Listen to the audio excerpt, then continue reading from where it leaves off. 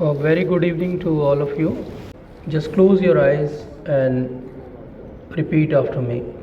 Om Ajnanaatimirandhasya Jnananjanashalakaya Chakshurunmilitam Yena Tasmai Shri Guruve Namaha. So the theme of our conference is where life meets the soul. So we should discuss about life and we should also discuss about soul, because life means soul. So what is life? Life means a journey from point B to point D, where the point B is birth and point D is death. Now, no one knows how long is this line. We never know that. But we all know that we have started from point B and all of us are reaching towards the point D. Now in English alphabet, the C comes between the B and D. And what is this C? This C is all chaos. This C is the chaos in which we feel stressed. Now we have to find inner peace in middle of this all chaos. We have to find solution to all our stresses. Even driving in metro cities is a stressful job. 63% of people, they say that they feel very much frustrated when they are driving in the peak of the hours. Stress is caused by everything. Stress is caused by the workload, by the people issues, juggling work and personal lives, lack of job and security. But specifically if we talk about pediatric surgeons, we have to take high stakes decision, like just now sir shared so many difficult cases with us. And last 2 days we are seeing all the difficult ones. The long hours of working, the emotional toll of dealing with the sick children, the constant pressure to perform and constant pressure from the mothers and the parents, the ethical dilemmas, what is right to do, how to follow guidelines, whether to do eminence-based or evidence-based surgery. So all these leads to burnout. All these things lead to burnout. All this workload setting, physical, mental health, and also the work environment. There are many institutes where work environment is not very optimum, too much workload is there. And personality and psychological factors and family issues also lead to stress formation. And you will be surprised with this figure that most of the people in their 30 to 49 year of age, they are feeling stressed. And even gender wise, we see that women feel more stressed because they have to juggle two lives, the professional life and also the life at home, where they are not spared. They have to do everything what a housewife would do. So let's understand whether stress is good for us or is it bad for us. So there is a concept of eustress. Stress is good when it motivates you to perform well. But after a duration or after a time, it becomes a fatigue, exhaustion, ill health and final breakdown. So stress can be healthy, which leads to normal functioning, or stress can be mild, moderate and very severe mental illness. So we all go through different types of emotions every day and every moment of our life. Right from anger, fear, disgust, happiness to shame, jealousy and pride. But there is a concept when stress goes overwhelming, we lead to a phenomena of alexithymia, where we are not even able to understand that we are stressed. We are so much stressed that we are not able to vocalize whether we are feeling that stress. So let's explore this idea more. What are the causes of stress? The first cause of stress in our modern paradigm is competitive mentality. There is a healthy perfectionist who challenge themselves every day and they want to improve, and I can see many of them sitting in this august audience. But there are many maladaptive perfectionists also who want unrealistic goals and they want obsessed about it, and they want to avoid activity altogether if they fail, or they become more and more, they never learn from their failures. So competitive mind strives to outdo the rivals, while the creative mind seeks to outdo itself. So this competitive mentality is the first and foremost reason for feeling stress. Second is association. Association with people who are already stressed or talk about stress will lead to stress. You all must have felt in your life that you have met someone who has sucked all your positive energy from you in 10 minutes of your time. Why? Because that was not a good association. A good example is Karna versus Arjuna. Karna was equally competitively well qualified, but he was in bad association. Third thing is unhealthy lifestyle. Or we all are leading a very unhealthy lifestyle where we are not planning our life, we are not planning the time management, and I always say these are the weapons of mass distraction which we are having. Then there are WMDs, the weapons of mass destruction, and now Facebook, YouTube, and whatnot are the mass distraction weapons. And when deadline comes, then this is the way frantically we want to work and we feel stress. So first we waste time in worrying about the past, present, and future, and then when that worrying habit sets in us, then we want to find out time to perform well. But what is the reason behind all these things? This weird association or waste of time or worrying is the dangerous spiritual vacuum in which we all are living in this modern paradigm.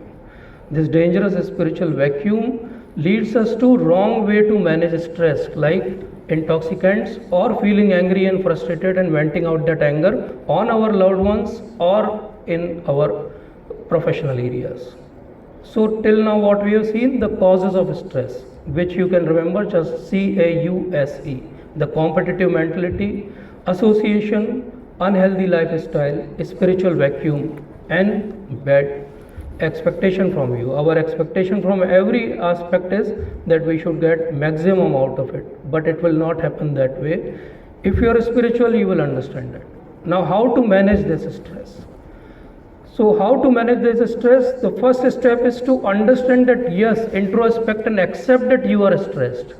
Maximum time when we reach up to a level in our life, we never accept that we are in stress. We always show a facade that yes, I am not stressed. I am very well settled in my life. I have managed everything. But sir, it is not like that. Because all these things of managing stress, these things are just not a very good way to manage stress, because these small adjustments will not work in long run. Like somebody may eat a lot because he is feeling stress, somebody may sleep a lot because he is feeling stress, but at least let's introspect and find out the 5 tips how we can manage stress. First tip is learn to say no. Learn to say no. Learn to say no to your mind when it gives you more and more options to explore. Learn to say no to society when it needs your time more and more. Try to find out me time for you in the whole day. And how you can do that? The Eisenhower matrix is the best way to do this. We all have tasks which we can divide into urgent and not urgent, and important and not important. So things which are urgent and important, they are the things which lead us to stress. Finish them when they are important but not urgent. Decide on them that way. And I learned this task from Vikesh sir. He is very good in managing things when they are important but they are not urgent. And the things which are not urgent and not important, delete them from your list. Things which are urgent and not important, you can always delegate to people who can do it for you. Tip 2 is have an end day habit to manage stress. Like today's session also, we saw that many of us, they go for music or they go for meditation, all these things. Even if you improve 1% every day, in a year you will end up 37 times better than you were. So even if we try to learn music every day, do riyas, then maybe after 1 year we will be 37 times better than what we are. Tip 3 is develop good technology habits. Avoid distractions. Understand what is real world. Virtual world and virtual likes and dislikes will not help us in long run. So think about the world how it was before social media, and it was less stressful. How we can do it? There is a very nice technique for it which is known as Pomodoro's technique, in which for every task you take out 25 minutes. And those 25 minutes will be non-distracted 25 minutes. You will be concentrating on that single task, and you finish it, then you take 5-minute break. This is the best technique as per research, to concentrate and follow and finish that task in limited time. Tip 4 is confine your work to a particular location, because lot of time goes in commuting and lot of frustration and stress is because of journey. Tip 5 is prioritize your sleep. Many times people bring their phone to the bed and then they keep on scrolling for the shorts, and then they are short of sleep and next day they are stressed. So good laugh and long sleep are the two best cure for anything. But let's explore it on the third level also. Is there anything more we can do for stress? So stress is someone trying to repair every situation solo. The more and more you try to repair your situation on your own, you will feel stress. Take help. And what help I am talking about is spiritual help. Like any spirituality or religion will tell you how to concentrate on giving up stress. Like in Bible they say, cast all your anxieties on him because he cares for you. Or in Quran they say, surrender that stress to Allah.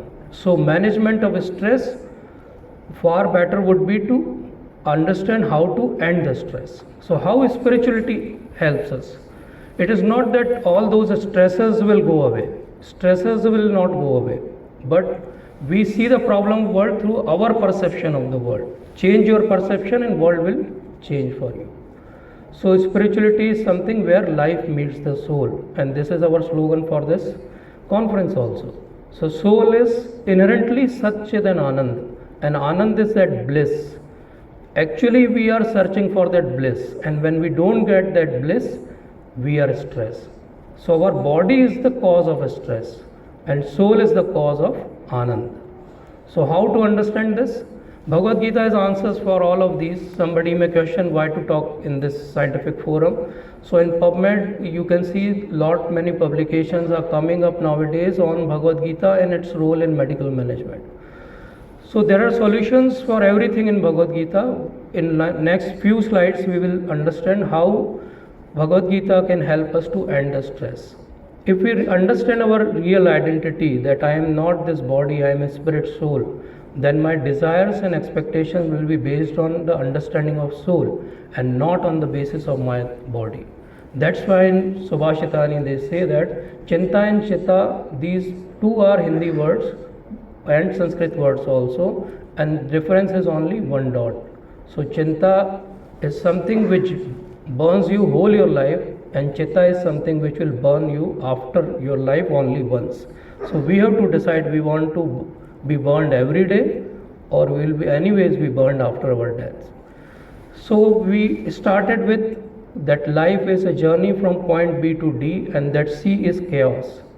So why not change that C to choice? Change that C to choice and not chaos. Every time there is a stimulus which leads you to a stressful reaction, think about it, give it some time and then react. Just doing this simple step will make you spiritual. Every time don't fire for everything. Feel satisfied. In Bhagavad Gita there is very nice shloka which I love. Apurnimanam machalam pratishtam samudra mahapa pravashanti yadvat tadvat kamaya pravashanti sarve sa shanti mapanoti na kama kame. So become like a ocean where countless rivers are always draining, but you will never see that ocean level rising. Why? Because ocean is satisfied. Apurnimanam achalam pratishtam. If your heart is like that, apurnimanam achalam pratishtam, will any stressor work for you? No. Would you need sleeping pills to have sleep? Will you need antidepressants? No. Because your soul is inherently apurnimanam achalam pratishtam. And for every day, what is the tip in Bhagavad Gita for managing stress? Yukta ahar viharasya yukta cheshtasya karmasu yukta swapna bodhasya yogo bhavati dukkhaha. So those who are disciplined in eating and recreation, balanced in work and regulated in sleep can mitigate all sorrows by practicing yoga. So what is yoga? Yoga is that unification with the Lord. Yoga is that joining with the Lord. Yoga is to understand that there is purpose for which you have been sent to this earth. Understand that purpose. And that purpose is to manage your head, heart and hands. 3H. That's all. Whole Bhagavad Gita philosophy is managing these three edge. Head is our intellectual engagement, heart is our emotional engagement, and hands is our practical implementation. And this is what technically is being called as Jnana Yoga, Bhakti Yoga, and Karma Yoga. What I want to tell you is just if we can manage these three things, when your head is there and you are doing some intellectual engagement, think the higher purpose for what and why you are doing it. When you are doing it, do it with all your 100% attention, because you are not doing it for yourself. You are representative of God and you are doing it. And when we are doing anything, then put your heart into it. When you put your heart into it, there will be no problem, there will be no frustration, there will be no stress. Mother is never stressed when child cries at 2 a.m. in the morning. Mother cheerfully wakes up and thinks that, okay, my child is hungry, so nice, let's feed. So same way, if we have that devotion towards our work, will we ever feel stress? This is what nowadays they call as ikigai. Many things we love to do, many things the world needs, many things we are good at, many things will be paid for. But very few of us will get all these things in one go. The things which we love, the things which world need, what you can be paid for and what you are good at. And when you get it, this is your ikigai. This is your ikigai.